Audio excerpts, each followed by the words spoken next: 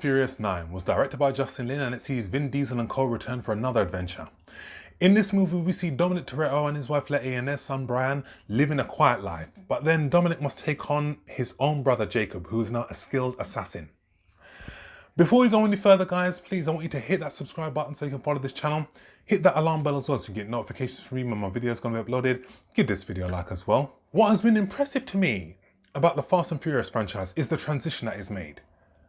From the first film that was released about a gang of street racers, from part 5 onwards, it was all about the team going on all these international missions, saving the world.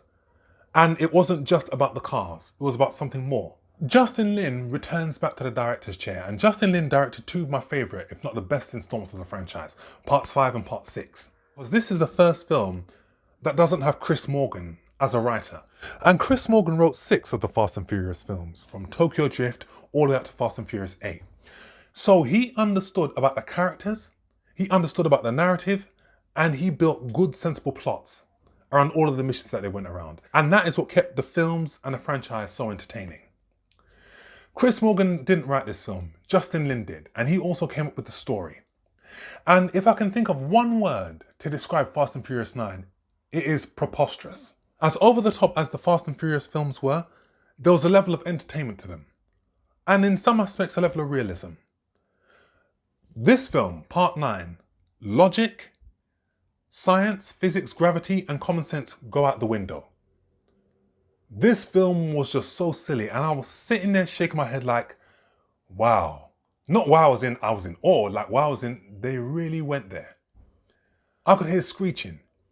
And that wasn't the sound of the brakes from the cars, that was the sound of the bottom of the barrel being scraped, because it felt like this film had just run out of ideas. And we have a film that is just lacking in originality. They took bits and pieces from the best of the Fast and Furious films, they put it in a pot, stirred it around, and they gave it to the audience. So much of this film was just so ridiculous. And this film just defied gravity and physics. There were so many scenes in the film, I was like, come on now, you're taking a piss. If this film was aimed more at children than adults, I would have thought, okay, I can see what you're doing. But it didn't. And for fans of the franchise, in particular myself, I would say that this is the weakest and easily the silliest and possibly one of the worst installments in the franchise. Fast and Furious 9 certainly borders more on the comic book aspect than real life. One of the redeeming elements of Fast and Furious 9 is the fact that we get to see more of Dominic's past in flashback sequence. So we get to see why he was jailed. And that pretty much is the connective tissue to Fast and Furious 1 and other installments in the franchise. We get to learn more about Dominic's brother and his father. His father was a driver in the races, and one of his crew was played by Michael Rooker. And when I saw Michael Rooker in this role, my first thought was to another film that Michael Rooker appeared in with Tom Cruise, which was Days of Thunder, in which he played a race car driver. But that was one of the better elements of this movie, because Dominic Toretto up until now was just this one-dimensional character, so we got to see more of his background, which I thought was a really good thing. Another good element of the movie was the banter between Chris Bridges and Tyrese. Their comedic banter, their on-screen presence, more than compensated for Fast and Furious 9. And that was one of the more enjoyable aspects of the movie. But other than that, the bad outweighs the good in Fast and Furious 9. This movie is a disappointment. And the subplot in this movie involves a device called the Ares device, which can go into space and can infiltrate computers. And that felt like a rehash from GoldenEye. Other action sequences, like the car chase in London, we saw it done better in Fast and Furious 6. The finale sequence with the tank, we saw that done with part 7, we saw that done with part 6. So there was nothing original in this movie at all. Fast and Furious just lost all element of realism for me. In one sequence, John Cena gets into a fight with a guy on top of a truck.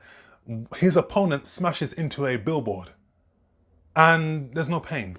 He just goes, okay. Fast and Furious 9 is notable because we get to see the return of Han, who we thought died in Tokyo Drift. But the explanation that they gave for how he survived was so appalling and so insulting that they should have just thought of something else. Because in part 6 and even in Tokyo Drift, you see the car crash into him and you see him injured.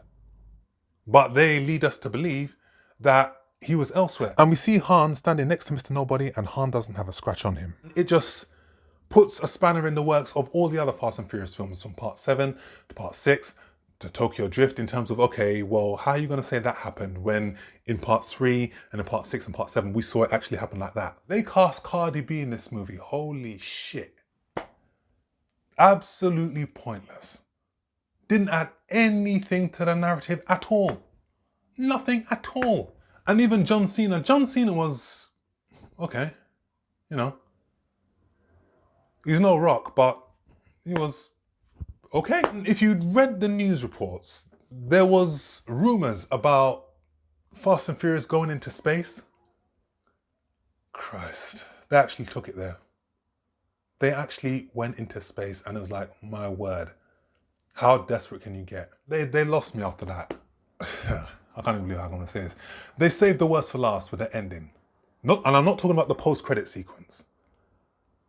I'm talking about an actor who died in real life, who played one of the characters, and they showed his car drive up to their old house to imply that he was gonna have dinner with them. The Fast and Furious films can be over the top at times, but this one, it just took it to a whole new level, and it was a lower level at that. From 5 onwards, they've gotten better, but part 9 went downhill from there. There are certain parts in this film that can be entertaining, but for the most part, I didn't enjoy it at all. If I were Jeremy Jahns, I would say, you know, you need to watch this movie with alcohol required. I would also say add a marijuana joint with it, because this film was just so silly and preposterous. So I'll give this film 4 out of 10. So guys, that's my review. Hit that subscribe button so you can follow this channel. Hit the alarm bell as well so you can get notifications for when my video is going to be uploaded. Give this video a like as well. Leave your comment with whether you've seen Fast 9. What do you think about it? Comment down below, and I shall see you all on the next film review. Now I'm going to have a very strong drink. Take care.